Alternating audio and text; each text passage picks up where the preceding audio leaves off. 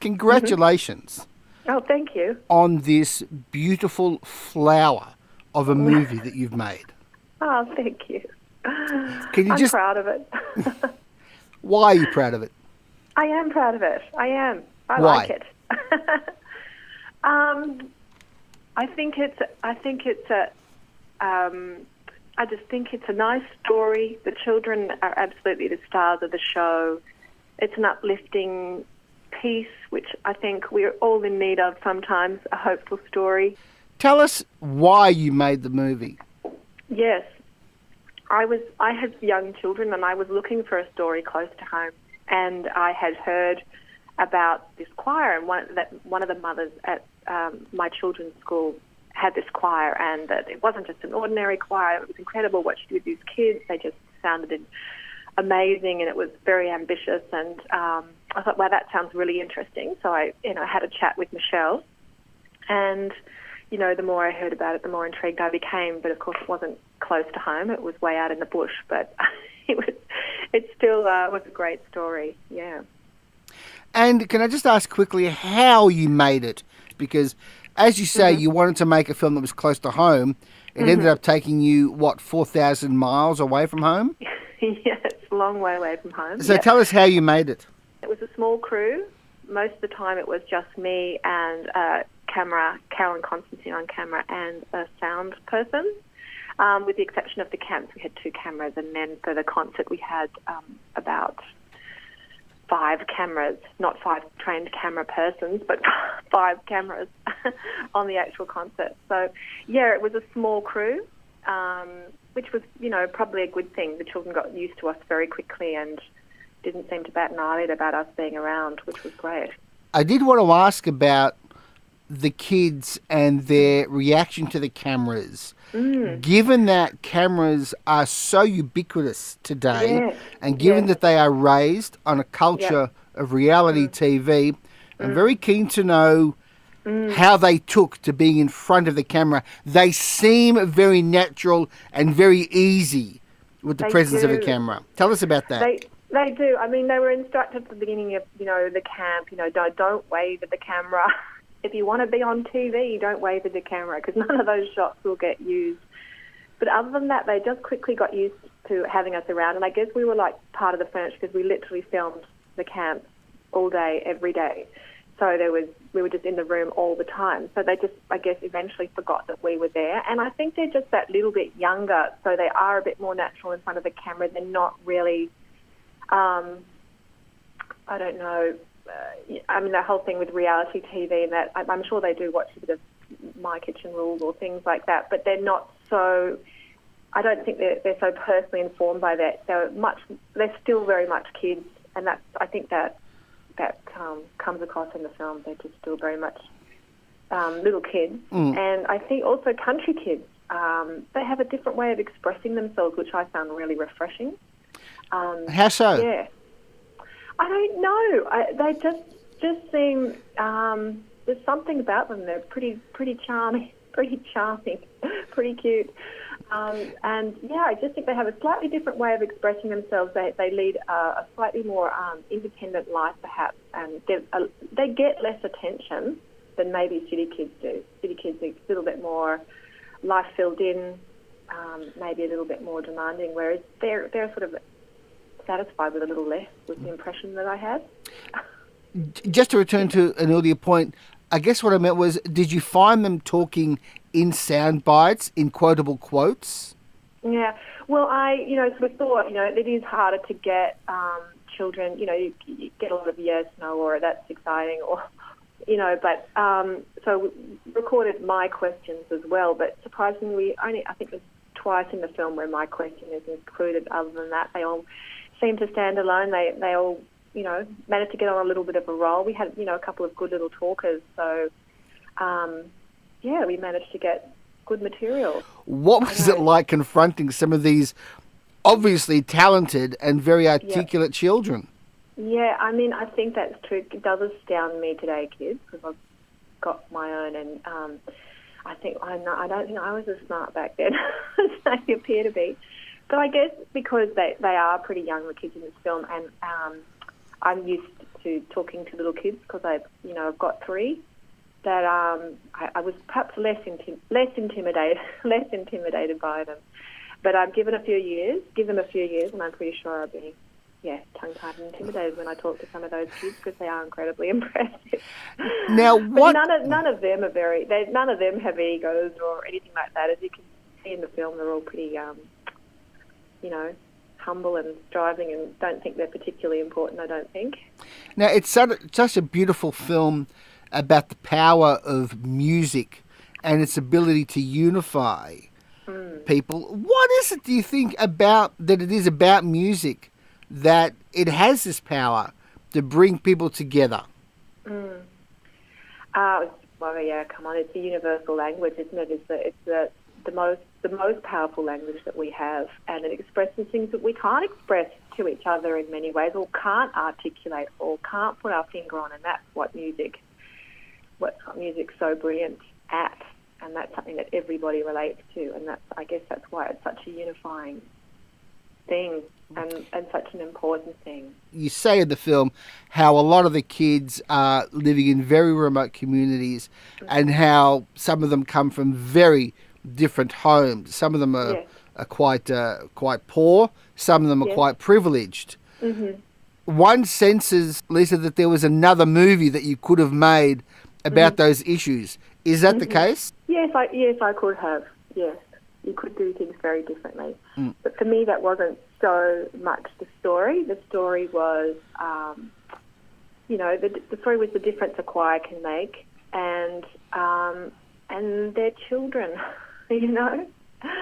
I think also too, you make a film that comes out of you and reflects a sense of who you are as well. And it's just not the type of person I am to be making that type of film. I wasn't, it doesn't, I wouldn't be very good at it, unfortunately. Now, It's not who I am. Were you disappointed to find in 2015, when you shot this film, that there is still this resistance against developing the artistic bent of children, and that the preference is almost always given to sport and athletic ability? Yes, I think I'm quite frankly, I'm furious about it. I've got children at state schools, and the arts, and in particular music, is not. It's not present. It is in some city schools where you've got great band programs and the like. But it's actually getting worse. And I've discovered through doing this film that it's a global issue that comes from all this standardised testing. The more standardised testing we do, the more the arts are falling away, and people are teaching to the test, and that's where all the time is going. And I think it's our great loss if that's the direction that education is going in, because I think music in particular is just as important as English and maths and everything else, and I don't think we need to justify that, although you can with how it affects and improves literacy and numeracy and everything else. I just think it is, and it should be, a part of everybody's education. The film certainly makes the point very strongly about the benefits of developing this part of the curriculum. Yet there's still this resistance to it. What is it about sport that gets it the attention that it does, do you think?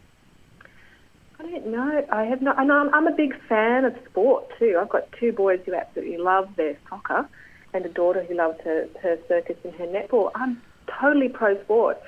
I think there's so many great life lessons in sport. I would not want to get rid of sport. I just think there needs to be room for both.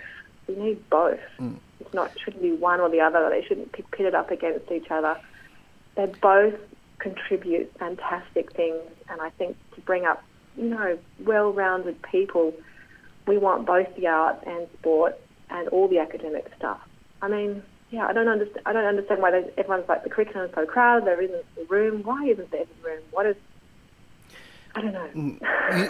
You certainly showed that the event at the end of the film draws a big crowd and serves a community, and it's like going to a football game. So you certainly make the point there, Lisa. Yep.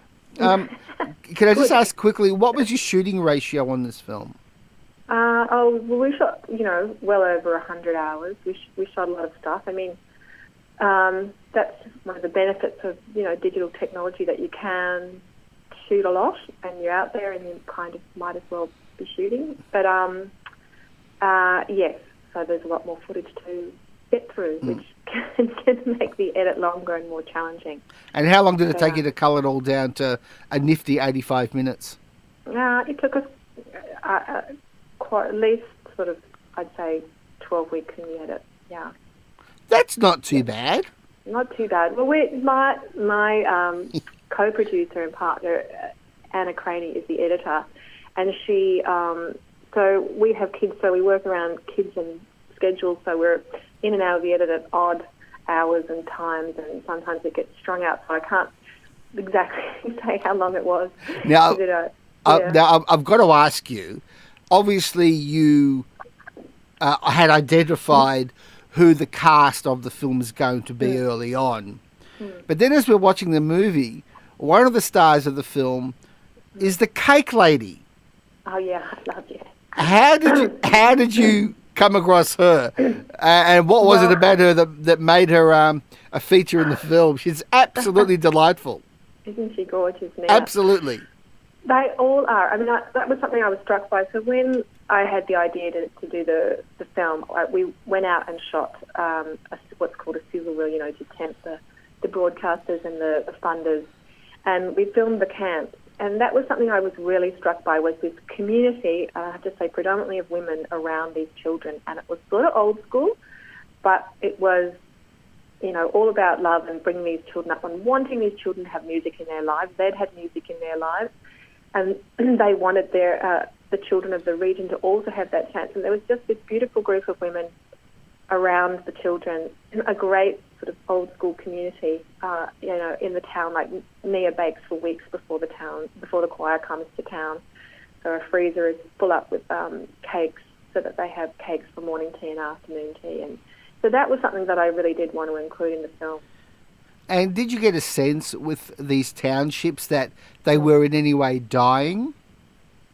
I think they face a lot of challenges out there, that's for sure. And even I've just been out there touring the film back through the region, and even between when I shot it and now, I thought things seemed slightly quieter. And yeah, it's very challenging, and you do wonder how some of these towns are going to survive. I do wonder. And the theme of the film, of course, is for kids to dream big, to embrace their inspirations and to really go for it. So it's a beautiful life-affirming message in the film. Lisa, I'm just keen to know, having said that, how conscious you are of this issue of counter-programming in films. As a film critic, I have to see everything. And a lot of the stuff that costs $200 million, all the big budget stuff, it's like a sledgehammer being taken to the brain. Watching a film like yours, in any case, would have been enjoyable. Watching it in the context of the current movie diet actually makes it feel extra refreshing. Excellent. I'm just keen to know how aware you are of the how the film fits in to the broad menu of movies that we get pummeled with on a weekly basis. Yes. Well, we feel just extraordinarily lucky to be getting a theatrical release. We weren't expecting it, and to get quite a big distributor to be giving us a theatrical release too was a very exciting thing. And I imagine it does stick out a bit like dogs from the other theatre offerings. It's a simple story told quite simply. It's certainly not about big effects or anything like that. It's much more simple. It's just amazing how wonderful a film is once there are human beings in it. I'm just making that comment on the side. How did you secure the distributor for this film? Because it is a modest little film, and congratulations on getting a distribution deal. How did you land that? We did, well, because we got selected for the Sydney Film Festival, and that was really the key to it. So some of the distributors were at the screening, and we had an amazing response at the screening. And so, yeah, they rushed up and gave us their card, and we're like, oh, excellent. And then we won the audience award for best documentary, so that didn't harm things either. Yeah. And are you planning in any way of doing a follow-up on any of the kids? Mack in particular seems very interesting. The Billy Elliot acolyte. Yes, he is. He's a beautiful, beautiful boy. I haven't. People keep saying that to me. Oh, you'll have to do a follow-up of them in a few years. Possibly. Who knows? We'll see. Maybe. Lisa, can you tell us just a bit about yourself? How old you are, what your film background is, and your production company, and the kind of movies that you want to be making? Well, gosh, there's a lot. You just asked me a lot there. Age, I'm 47. I like your life story in 30 seconds. Go. Well, I have a background. I started off in TV, but really I wanted to make documentaries, so I started my own company. But making your own documentaries is not that easy, so it's not like I've done a lot. It's only my second film documentary. I've done radio and things like that as well. So, and I also write children's books, funnily enough, and do other things. So between films, I do writing to try and earn a living somehow. Yes, and what was the other one? I'm always drawn to music. So the last documentary was also music orientated, and people say, "What is it with the music?" I don't know. For me, music it's a good enough excuse for the human race to exist. At least we added something beautiful to the universe, I think.